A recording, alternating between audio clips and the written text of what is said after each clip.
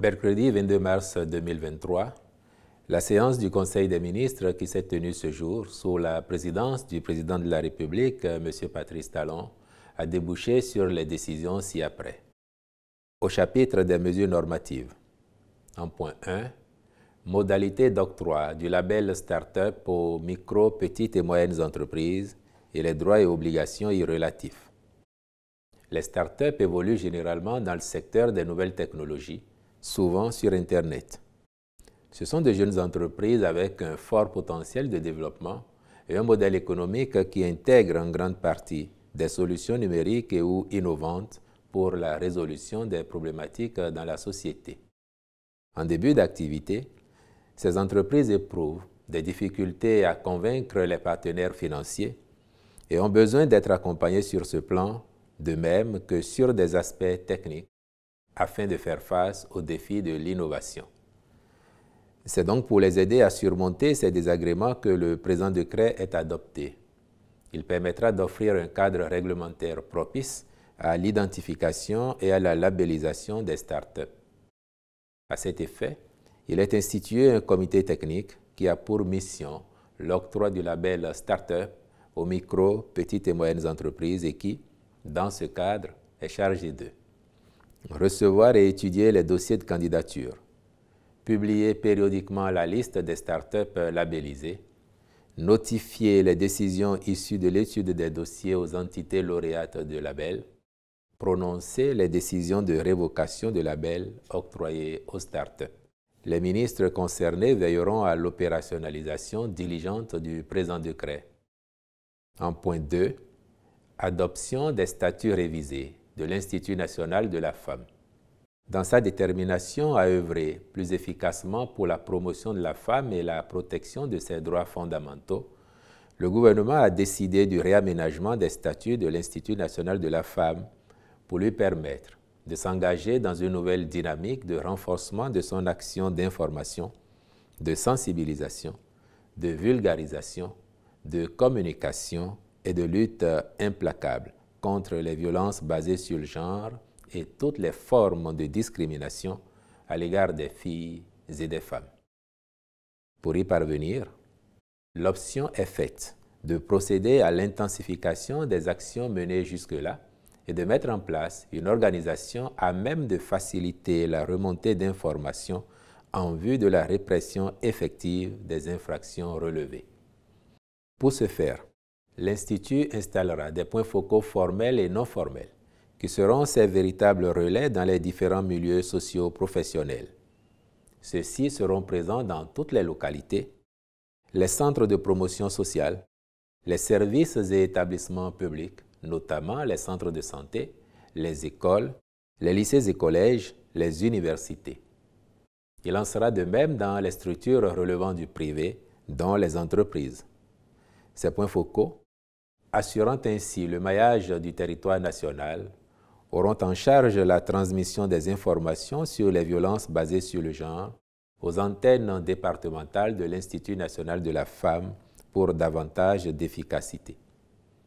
Au titre des autres mesures normatives, ont été adoptés les décrets portant transmission à l'Assemblée nationale du projet de loi portant amendement de la loi du gazoduc de l'Afrique de l'Ouest et approbation des statuts de l'Agence pour la réhabilitation de la cité historique d'Abomey, Archa.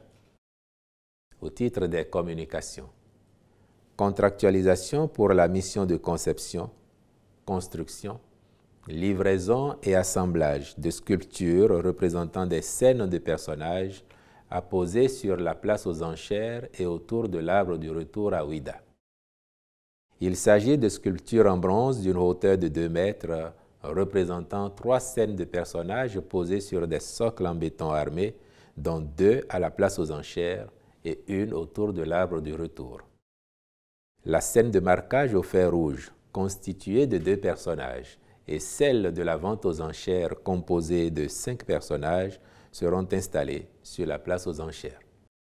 Quant à la scène autour de l'arbre du retour, elle comprend 5 personnages.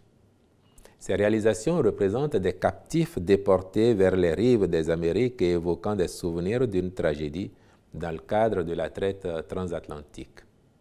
Elles sont destinées à conforter la dynamique touristique en cours dans la ville de Ouidah. Il est prévu qu'elles soient installées notamment sur la route de l'Esclave et plus précisément au niveau de la place aux enchères et du village de Zungboji où se trouve le mémorial de l'Arbre du Retour. Les ministres concernés accompliront toutes les diligences en vue de la réalisation des sculptures et des socles destinés à les porter. Au chapitre des rencontres et manifestations internationales, le Conseil a autorisé l'organisation à Cotonou du 20 au 24 mars 2023 de la 21e session de la Commission mixte militaire bénino-belge, puis la participation du Bénin à la réunion des ministres chargés de l'énergie de la CEDEAO du 22 au 24 mars 2023 à Bissau en Guinée-Bissau, ainsi qu'à l'atelier régional de validation du plan stratégique 2023-2027 du Centre de la CEDEAO pour le développement du genre à Accra au Ghana du 27 au 30 mars 2023. Enfin, au titre des mesures individuelles, les nominations suivantes ont été prononcées. Au ministère du Développement et de la Coordination de l'Action gouvernementale. Directeur des systèmes d'information, M. Liamini Laguidé. Au ministère de la Justice et de la Législation. Directeur adjoint de l'École de formation des professions judiciaires, M. Marc Deguenon. Conseiller technique au suivi des processus politiques et législatifs, M. Yacoub Maxime Benda Boni Adamou. Au ministère de l'Agriculture, de l'Élevage et de la Pêche. Directrice de l'Agence territoriale de développement agricole du Plateau, Mme Baké Tunkara Madeleine Lafia Mora. Directeur départemental de l'Agriculture, de l'Élevage et de la Pêche du Mono, M. Aboubakar Ouabi. Secrétaire technique permanent du Conseil national d'orientation et de suivi du secteur agricole, Mme Diane Roseline Akwemaho Djossinou, je vous remercie.